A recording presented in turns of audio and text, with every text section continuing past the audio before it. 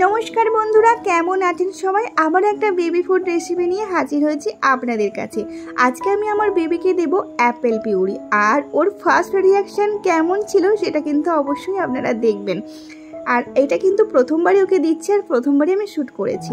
তো এই ভিডিওটা অনেকদিন আগেই আমার শ্যুট করা ছিল, কিন্তু আমার না দিতে একদমই খেয়াল ছিল না, তাই ভাবলাম আজকে আপনাদের সঙ্গে রেসিপিটা শেয়ার করে দিই। তো আমি এখানে একটা আপেল নিয়েছি, আপেলের খোসাটা কিন্তু ভালোভাবে ছাড়িয়ে নিচ্ছি।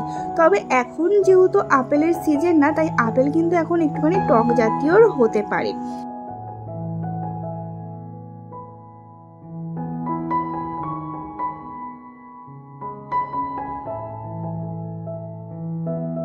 আমি আপেলটা ভালো করে ধুয়ে তারপরে খোসা ছাড়িয়ে ছোটো ছোটো টুকরো করে নিয়েছি। এবার একটা প্রেসার কুকারে আমি জল দিয়েছি, আর এখানে একটা স্ট্যান্ড হলে ভালো হয়, তবে আমার স্ট্যান্ডটা না একদমই বড় হয়ে গিয়েছিল।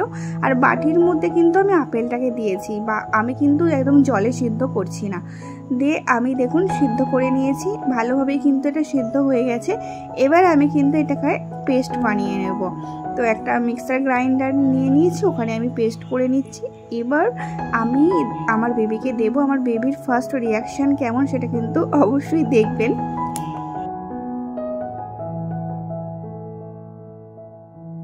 দেখুন আমার দুষ্টু সোনা তো খুব আগ্রহ সহকারে দেখছে যে মা আমার জন্য কি একটা নতুন রেসিপি বানিয়েছে, আমি খাবো।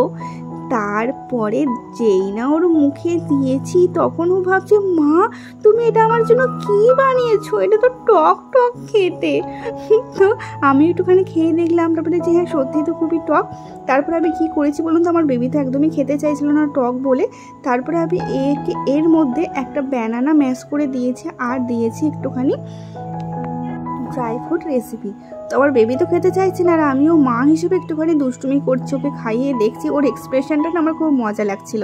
তো যাই হোক, তারপরে আমার বেবিকে আমি আবার এটাকে ভালোভাবে তৈরি করে আমার বেবিকে খাওয়াচ্ছি, না হলে কি বলুন তো নষ্ট হবে খাবারটা।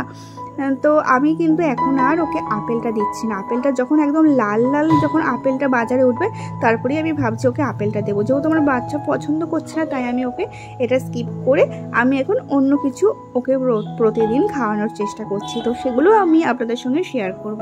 ভিডিওগুলো দেখতে থাকবেন, আর আমার চ্যানেলে নতুন হলে অবশ্যই একটা সাবস্ক্রাইব করে দেবেন। আর এরকম নতুন নতুন রেসিপি এবং বেবি রিলেটেড আমি ভিডিও আপনাদের সামনে নিয়ে হাজির করব।